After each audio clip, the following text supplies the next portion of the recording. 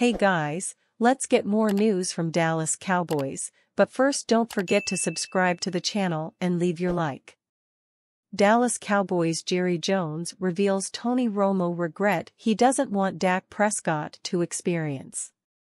Tony Romo played his whole 13-year NFL career with the Dallas Cowboys, but he failed to win a Super Bowl with the team and had to retire ringless.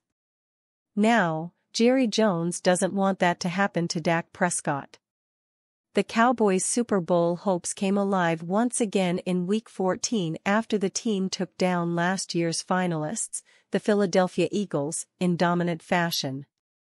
Prescott threw for 271 yards and 2 touchdowns as America's team blew out Philly 33-13.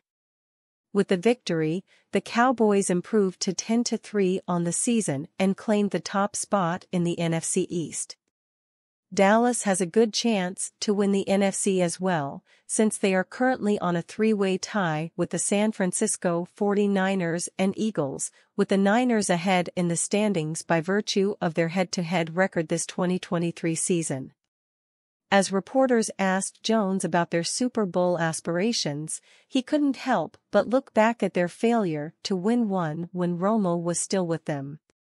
The legendary QB played for Dallas from 2004 to 2016, but while he achieved Pro Bowl status 4 times during that span, he never had much postseason success.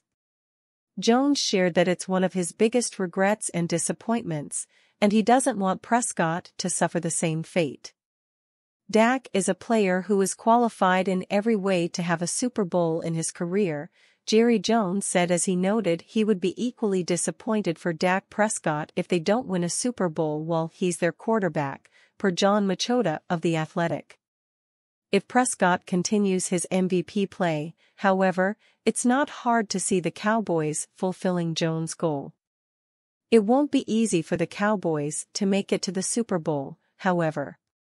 After all, they have tried numerous times and failed big time. For one, the Cowboys have not made it to the Super Bowl since 1995. After winning the title back then, they haven't even made it past the divisional round. Last season, they made it through the wild card round after beating Tom Brady and the Tampa Bay Buccaneers. However, they once again fell in the divisional round, succumbing to the San Francisco 49ers in a tight 19-12 game.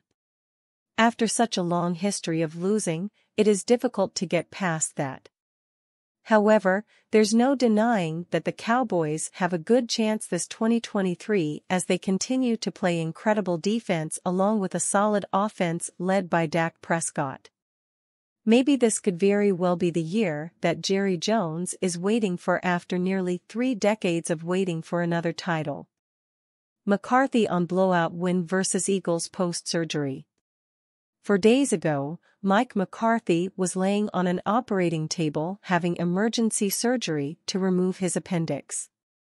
He was expected, at the time, to be available to coach the Dallas Cowboys against the Philadelphia Eagles, but nothing was certain, and that includes in what capacity he'd be available.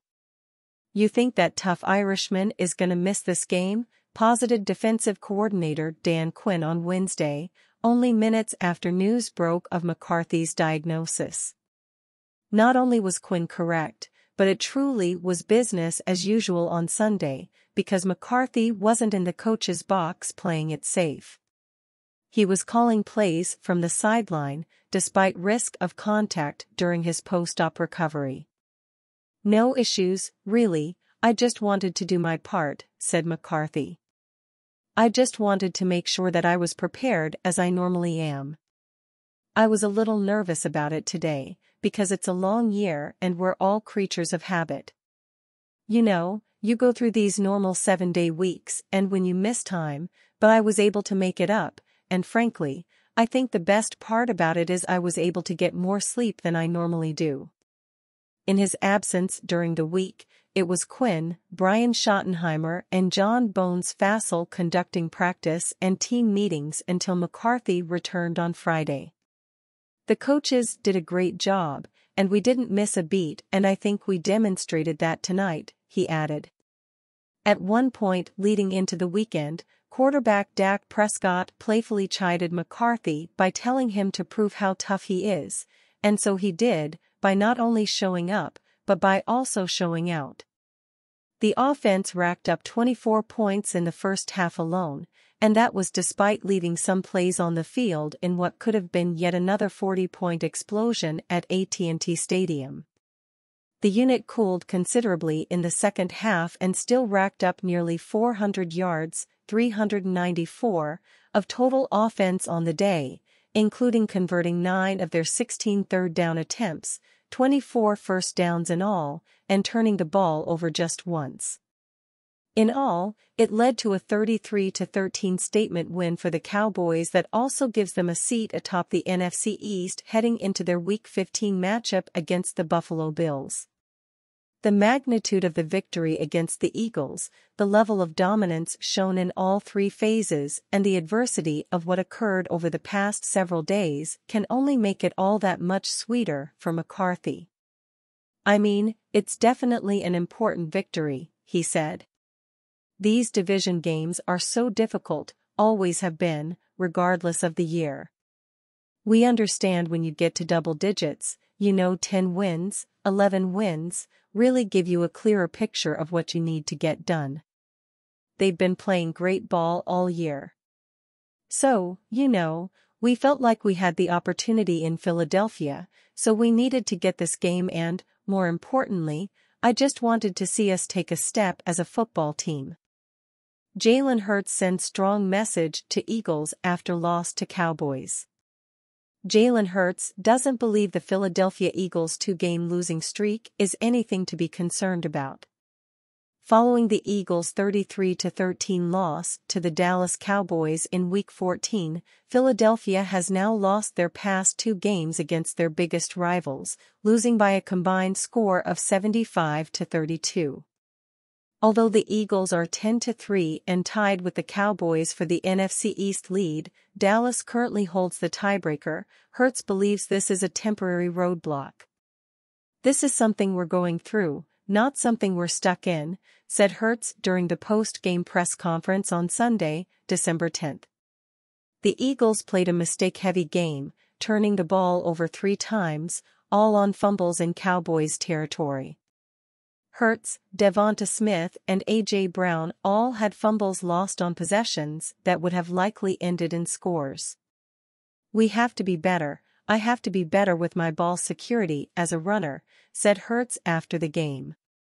Prior to Philadelphia's 2-game losing skid, it was hard to argue against the notion that the Eagles were the best team in the NFL. They held the league's best record at 10-1 and had defeated the Cowboys, Miami Dolphins, Kansas City Chiefs and Buffalo Bills in a span of 5 weeks.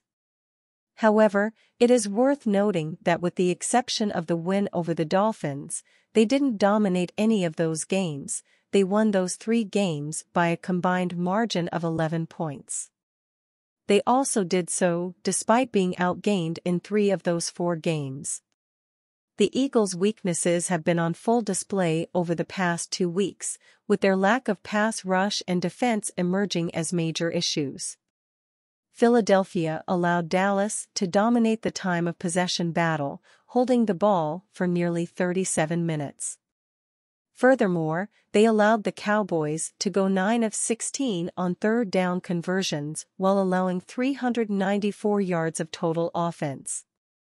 After ranking as one of the top defenses with the best pass-rushing unit last season, Philadelphia now ranks among the bottom half in most major defensive categories. Entering their game against the Cowboys, the Eagles ranked 24th in points allowed per game, 24.0, 22nd in yards and turnovers, 29th in passing yards and second to last in passing touchdowns allowed. Over their past 3 games, they've now allowed 36.3 points and 451.6 total yards per game. Stretched over an entire season, those averages would rank as the worst in the NFL in both categories. And you fan, what do you think of the Jalen Hurts situation? Leave your opinion in the comments.